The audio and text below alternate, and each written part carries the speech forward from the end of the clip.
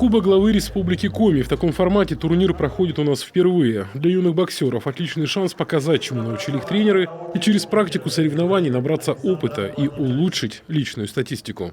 Конечно, в дальнейшем этот кубок надо развивать, потому что детский спорт, а тем более бокс, они дают развитие нашим детям.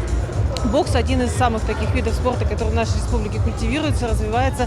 В 3 возрастных группах почти 100 участников. Боксируют представители городов и районов Коми. Приехали спортсмены из Архангельской, Кировской областей и подшефного города Ровеньки Луганской Народной Республики. У нас есть один новичок, Илюша. Это первые его такие серьезные соревнования. Вот он, парень, Илюша Сафонов. Я думаю, у него сегодня все получится. Рассчитываем только на победу. Вот у нас есть парни уже более поопытные. Это Артем, Руслан Бакулин. Рассчитываем на победы. Ребята, прошедшие школу бокса, вырастают настоящими крепкими мужиками, защитниками своей семьи и всей страны, говорят организаторы турнира. Марат Ванеев из Усогорско-Удровского района Коми сейчас учится в Кирове и вскоре будет служить в подразделениях МВД. Я начал заниматься в 9 классе.